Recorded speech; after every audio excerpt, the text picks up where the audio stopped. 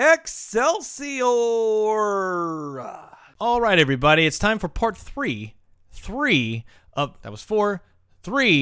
of our famous battle examinations from the 1990 Marvel trading card set. Again, as we've said, this is kind of what introduced us to the wider Marvel universe and how it all connected together, and that these weren't just a bunch of heroes existing in their own silos, that all this stuff connected and mattered, and it rewarded you for paying attention. And it all began with these cards, and we're going to wrap up our look at, up to 1990, what Marvel considered some of the most famous battles that had occurred.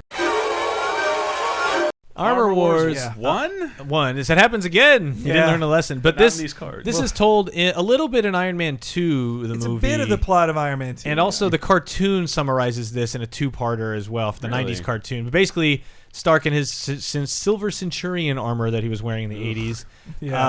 Because they got to do something different, I guess. He'd be out of it by 91, I think. But 91. So the idea here is he beats up some random villain, I can't remember which one, and he's like, wait a minute, this suit's made with my technology.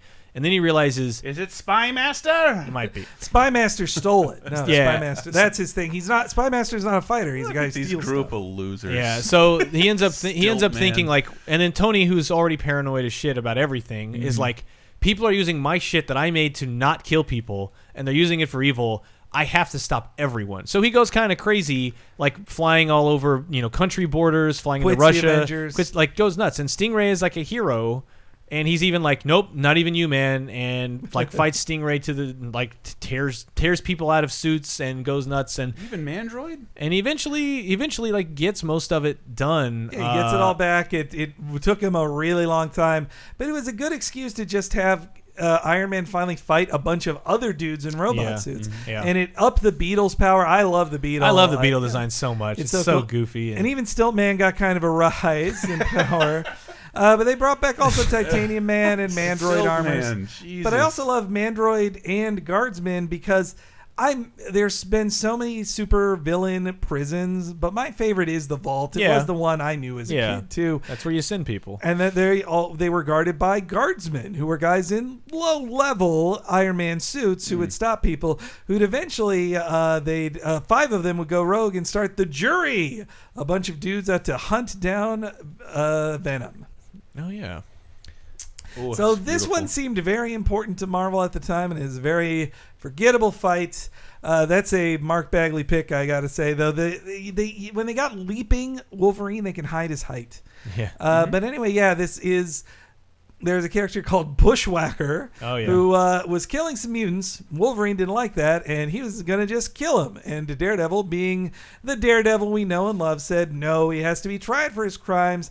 Don't kill him. And they kind of fight to a standstill, and then Bushwhacker tries to escape, and eventually Daredevil is able to capture Bushwhacker first, and he's tried for his crimes. But yeah, there's a better fight, I would say, is in the early 2000s. I think the Wolverine 25. It's like cover of like Wolverine taking a swing at Daredevil, and like Daredevil actually fights Wolverine down. Wolverine was mind controlled by Hydra at the time, but was as good a fighter as he ever was. Yeah, I pointed this out before. I started reading Wolverine when he's in the brown and yellow costume, and these cards validated that appearance for much longer. And this is still the Wolverine costume to me, and he was not in that for very long at all. Yeah, not all that long. My obsession was born and cultivated during this period with Wolverine. Because he was out of it by 91. Yep. So you were a kid and this was your first card. You'd think they could both fly. Yeah. From that picture. No, I'm assuming you can see some jumping lines. The ballistic lines there. He's falling down. He's descending. I see.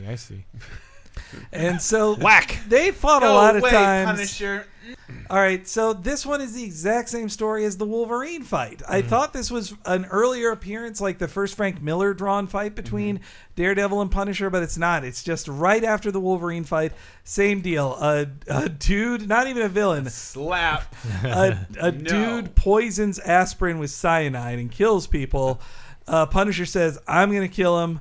Daredevil says, no, he has to stand trial, and they have a big fight about it, which Daredevil eventually wins and gets the guy to stand trial. And these two have awesome fights, usually on rooftops like this picture. So even a forgettable one of theirs is still cool. Yeah. So why does Daredevil's profile pic on the back look like he's stuck in quicksand? Yeah, that is weird. Yeah. There's a big chin. Well, meanwhile, Daredevil's like, get all of my chin. My chin must be in this picture. And Punisher, Frank Castle never looking more Bruce Campbell. Yeah. Oh, yeah. In that shot right That's there. True. Not much more to say. Yeah, about but I it. mean, because they had fights before and they'll have many after, and this particular one is kind of like, okay, fine. Ooh, boy. So this is specifically the original Green Goblin Spider-Man fight from... The Green Goblin had appeared in previous ones before, but in issue number 39 of Amazing Spider-Man, John Romita Jr. takes over as artist after Steve Ditko quits partially... John Romita Sr. comes on after Steve Ditko quits partially out of anger of who Stan Lee wants to reveal the Green Goblin to be. Steve Ditko wanted Green Goblin to be nobody because he said when you meet somebody in real life, you don't know them. And then Stan Lee was like, no, we're writing melodrama here, so it's got to be the dad of a character you know. And so they reveal it to be Norman Osborn in this story. And, oh, God, I love those web pits in the picture, too. This is that's a Mark Bagley drawing. But so Spider-Man gets his spider sense nullified. Green Goblin follows him. Finds out he's Peter Parker, first villain to find out his secret identity, and then captures him in one of my favorite covers of all time, Spider-Man, or Peter Parker, tied up, but his clothes are in tatters and his spider suit is showing. And when he captures him, Green Goblin does the only nice thing of like, well, before I kill you, I will unmask and tell you my origin. And explains everything. And then Spider-Man, though, is triumphant, beats him back. There's an explosion, which conveniently knocks the Green Goblin memories out of his head. We call that pulling a Flintstone. And so for about 3 years, he forgets he's a Green Goblin. But it's a very specific type of explosion that does that. Yeah, it was. But obviously, because they realized they had written themselves into a corner. He can't know he's Peter Parker and to be alive and be in existence. So the Goblin would come back and vex Spider-Man so many more times in the future. He'd be dead in about 5 more years later, I'd say, and then Harry Osborn would take over. Then the other side of the Goblin stuff. Now, I was hoping this would be the first Hobgoblin fight, which is his best stuff.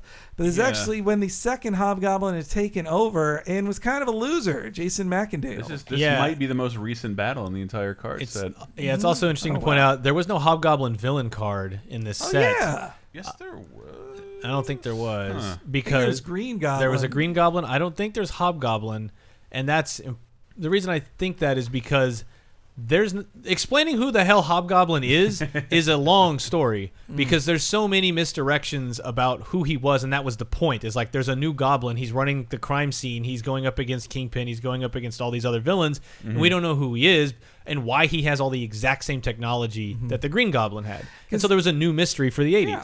Because in the early 80s, they realized, like, we've been missing something by having no Green Goblin in pretty much all of our stuff. Yeah. So let's make up this new guy. They never, though, said who the guy was, though then they said it was Ned Leeds that got retconned. But then a different dude took over, Jason McIndale, who had been the Jack-o'-lantern before that.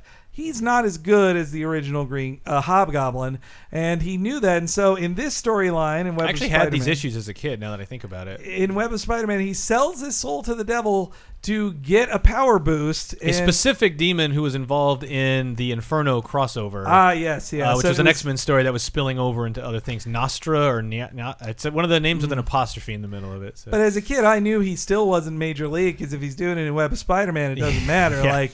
It was always Web of Spider-Man, spectacular, amazing. Yeah. And then not too long after this, he gets separated from his demonic side because it was driving him crazy, and that then just became Demo Goblin, who I think didn't last too long. Goblin. Yeah, a couple years maybe. But because it's a Web of Spider-Man issue, you can definitely tell that nothing big happened. But this was like watching a guy sell his soul for power, and then you kind of watch kind of a creepy transformation, like he takes his mask off and his face is starting to look like the mask. Yep. And he's freaking out about that. So it's interesting, but yeah. Great Hulk. These two will be fighting forever. Man, that's a shit drawing, though. That is really bad, which is really crazy because the comic in question was drawn by Todd McFarlane. It was such an amazing issue. Oh, it's a very famous cover, yeah. Yeah, so Hulk and Wolverine are always tied together. Wolverine's first appearance was in a Hulk book fighting the Hulk. And it's an interesting thing because you got a guy with unbreakable bones who can heal, who will stab the crap out of anybody, versus another guy who can't die, but who's super strong but can't break those bones. And so it's not exactly, Hulkin thing, but it's on a similar scale. It gets way more personal and violent and vicious, and you can feel that animosity because they will both go into berserker, just rage-filled things, whereas Thing is always going to kind of keep his wits about him. Yeah. Whereas these two will just go nuts. And he's also not... Thing isn't a killer. Wolverine is... And a lot of his time, he's like, all right, time to stab you in the face, Hulk. I've seen Wolverine stab Hulk in the temple like at least 2 times. Though this time in particular, this was drawn by Todd McFarlane, one of my favorite covers ever. Wolverine's claws are out, and Gray Hulk is in the reflection. It's great. This is when he is Mr. Fix-It, so he's a weaker Hulk than who had ever faced Wolverine before. But he was working in Las Vegas. These two get at odds over fighting this guy named Alpha. And then in classic superhero form, like, well, shit, we've got to work together to stop this guy. And both get Mo Howard haircuts and look like Frankenstein. And so, they both kind of... Was Grey Hulk the one who was still smart when he was Hulk? He had street smarts. Like, he was not Hulk smash. He wasn't that, but he also wasn't a genius. He didn't have his full Banner intellect. Yeah, he was just a guy who's like, I guess I'll be a bouncer in Las Vegas. Like that's what Pain Mr. Fix-It was. And here's Fix-It again. Now, as shitty as that previous drawing was, this I think is my favorite drawing in the thing. It's very McFarlane-esque, but I guess is that Art? No, that's Art Adams. Yeah, it's Art Adams. Because he draws such a good Hulk, and here he is. They made a little the profile profiles, which is a great picture of Spider-Man with the Peter Tudor background. And again, though this is the classic that is so great. Like Art Adams is the MVP of these cards. Yeah. Like he always took them to the extra level. Like he probably just offered like, no, let's have a funny drawing. Don't just use the same Spider-Man head used on every other famous battle's back of card. But yeah, similar thing to the Wolverine fight of just like these two get in a disagreement because of what Mr. Fix-It's job is. And then eventually they see eye to eye. But this had classic Spider-Man Hulk fight rules, which is just Spider-Man just needs to avoid the Hulk. Like he's not going to beat him. Yeah. But he can bedevil him long enough to maybe change his mind. That's kind of what usually happens. Same thing as if he was fighting Juggernaut. He's like, I'm going to try to like bother you enough to be like, Jesus, fine, I'll go. And I just love Spider-Man dodging rocks and stuff. Like it's so cool. I like Hulk in a suit. And I do love that really good. I love that Art Adams got all girls crazy about a sharp dress Hulk. I love that Art Adams got away with not even drawing the webs on Spidey. Yeah, I love when that happens. It's even more iconic there. And they would have a rematch with Cosmic Spidey fighting Hulk when he's as powerful as Superman and actually does beat the Hulk. Or I guess he wins in the way that you win a fight with a Hulk, which is like, I threw Hulk far enough away that this fight cannot continue. Thus, I am the winner. Yeah.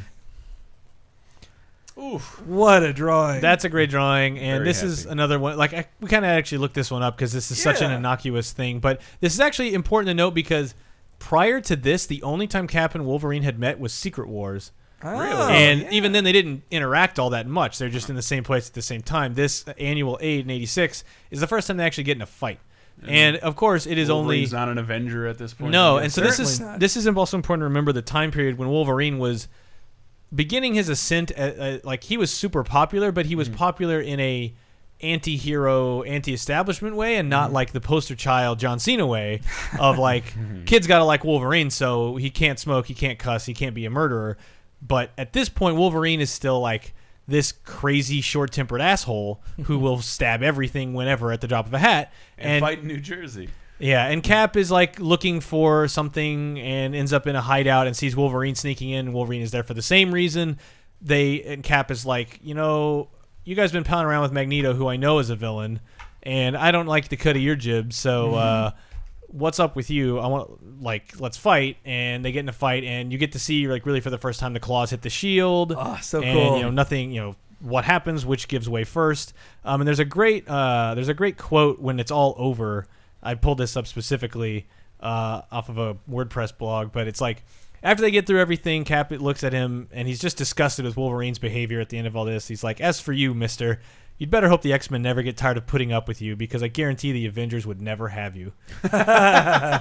Flash forward to 2004, New Avengers #1, starring Wolverine. Well, that was the role of the Avengers up to then of like, hey, we don't need the most popular characters. Yeah. This is about Avengers characters. And then Brian Bennett said, no, you need the most popular characters. Wolverine and Spider-Man joined them up with Luke Cage. Yeah. That wraps up our third look at the famous battles from the 1990 Marvel trading card set. There's still one more to go, a few more notable skirmishes for us to talk talk about, and then it's on to the rest of the trading card set from 1990. You can check the backlog or subscribe to the channel for even more videos.